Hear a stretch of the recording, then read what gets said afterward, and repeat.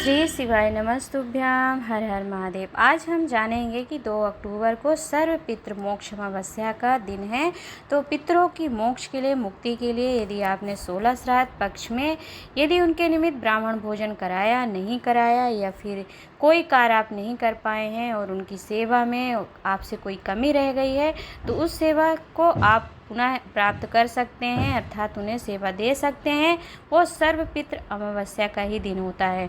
तो आपको मात्र एक काम जरूर कर लेना चाहिए। पितृ आशीर्वाद देते हैं और आप कभी दुखी नहीं होंगे। आपके घर में धन, सुख, समृद्धि, यश, कीर्ति, वैभव सब मिल जाता है यदि आप श्राद्ध पक्ष की सर्व पितृ मोक्ष अमावस्या पर एक बस उपाय कर लेते हैं। तो वह उपाय हम जानेंगे वीडियो के माध्यम से।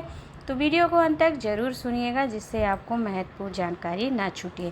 आइए जानते हैं कि आपको क्या करना है सर्वपितृ मोक्ष अमावस्या पर। एक छोटा सा उपाय है। श्राद्ध पक्ष में मान लीजिए कि आपने ब्राह्मण को भोजन कराया या नहीं कराया, कोई बात नहीं। कौवे का भाग निकाला, नहीं निकाला, गाय को रोटी दी, नहीं दी, स्वान को दिया, नहीं दिया, परंतु पितृपक्ष की समाप्ति के दिन किसी भी नदी, तालाब, कुएं, बावड़ी या फिर कोई जलाशय का स्रोत हो जहां आप जा सकते हो और यह दीप प्रज्वलित कर सकते हो।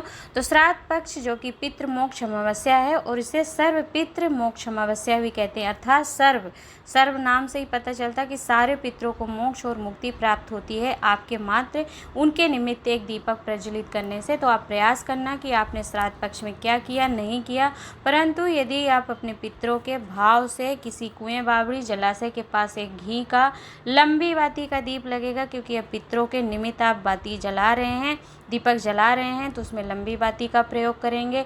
गाय का घी हो जरा सा तो भले ही बाती को डुबा कर ही जलाएं आप, परंतु कोशिश करिएगा, अगर मिल जाता तो श्रेष्ठ है, परंतु नहीं मिलता है तो जो आपके पास घी हो उसमें ही आपको लंबी बाती लगा करके दक्षिण दिशा की ओर बाती का मुख करेंगे, क्योंकि दक्षिण दिशा में ही हमारे पितरों का स्थान होता है।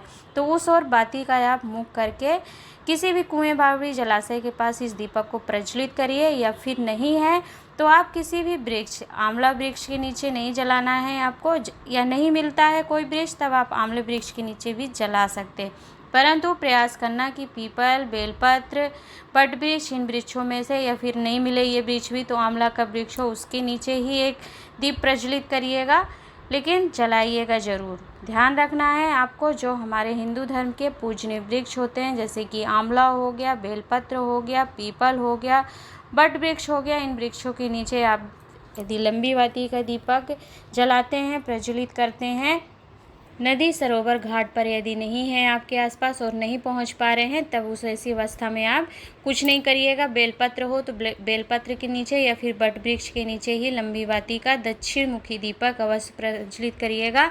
तो क्या होता है कि 16 दिन तक हमारे सभी पितृ पृथ्वी पर आते हैं और भोजन ग्रहण करते हैं, और हम 16 दिन उनके लिए कुछ नहीं कर पाते हैं या नहीं किए हैं, तो यदि पितृ अमावस्या के दिनों अपने नाम से घाट, सरोवर पर या फिर पितरों के तुल्य पीपल, बट वृक्ष हो या फिर बेलपत्र वृक्ष के नीचे अपने लिए दीपक प्रज्वलित किया हुआ कुल का, वंश का देखते हैं, तो वो बहुत प्रसन्न होते हैं और आशीर्वाद प्रदान करते हैं कि दूधो नहाओ और पूतो फलो, और आपके घर से रोग, कष्ट, बीमारी, यश, कीर्ति, वैभव सभी सुखों की प्राप्ति आपको होती है। धन, सुख, समृद्धि, यश, वैभव मिल जाता है यदि आप श्राद्ध पक्ष की अमावस्या तिथि पर मात्र एक लंबी बाती का दीपक किसी घाट पर जला करके छोड़ते हैं, रखते हैं। तो बस दीपक जलाते हुए आपको ध्यान रखना है कि आपको यह उपाय प्रदोष काल में करना है। श्राद्ध पक्ष अमावस्या के दिन शाम का समय जो होता है, सूर्यास्त का समय, उसी समय पर हमारे पितृ किसी भी जलाशय के पास जल का पान करते हैं, क्योंकि वह वापस अपने पितृलोक में जाते हैं।